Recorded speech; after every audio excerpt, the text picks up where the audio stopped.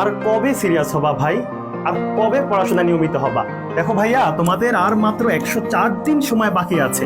সেই দেখো, আমরা আরো কয়েক মাস আগে যখন ভিডিও বানাতাম তখন তোমাদেরকে বলতাম দেখো ভাইয়া 4.5 মাস 4 মাস আছে। সেখান থেকে কমতে কমতে দেখো এখন প্রায় 3 মাসের কাছাকাছি চলে আসতেছে। এখনো যদি সিরিয়াস না হও, তুমি কবে আর সিরিয়াস হবা? তুমি কি ভাবছো তোমাকে পেছন থেকে কেউ এসে বলবে এই উঠো পড়তে বসো? তোমার পড়া ভাই, তোমাকেই পড়তে হবে। তোমার সিলেবাস তোমাকে কেউ শেষ করে দিয়ে যাবে না। পরীক্ষার হলে তোমার কেউ হবে না। তোমার খাতায় তুমি লিখতে হবে, তোমাকে নিজে লিখতে হবে, এবং লিখে যে রেজাল্টটা করবা সেটা একমাত্র তোমারই হবে। সিরিয়াস হচ্ছ না কেন?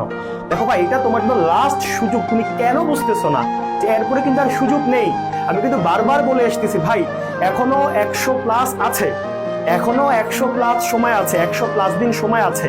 যেদিন দেখবা যে 2 মাস আছে, 50 দিন আছে, যেদিন দেখবা 40 দিন আছে, ওই সময় যখন টনক নড়বে না, তখন আসলে কিছু করার থাকবে না। তখন হচ্ছে পাস ফেল ঠেকাতে হবে।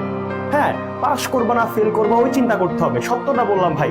কিন্তু যদি এখনো চাও ভালো রেজাল্ট করবা, ভালো কিছু করবা, স্বপ্নের রেজাল্টটা করবা, বাবা মায়ের মুখে হাসি ফুটাবা, সেই সুযোগটা এখনো বাকি। বিশ্বাস করো, এখনো বাকি। এখনো 104 দিন, 104 দিন বাকি।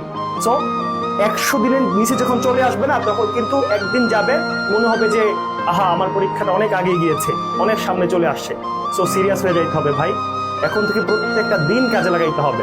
তোমার যদি স্বপ্ন থাকেই, যদি স্বপ্নটাকে সত্যি করতে চাও, যদি আসলেই ভালো করতে চাও, তাহলে ভাই আর একটা দিনও দেরি করিও না।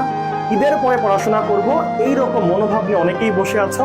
এই মনোভাবটা চেঞ্জ করতে হবে। তোমার পড়াশোনা, তোমার সিলেবাস তোমাকেই শেষ করতে হবে। তোমাকে কেউ এসে বলে দিবে না যে এই উঠো বই ধরো, এরকম কেউ বলে দিবে না। তুমি এখন ছোট না, তুমি এখন বাচ্চা না। তোমারটা তুমি না বুঝলে আর কিছুই করার থাকবে না। তো আশা করি তুমি বুঝতে পারবা, তুমি তোমার পড়াশোনায় সিরিয়াস হবা, এটাই প্রত্যাশা থাকবে।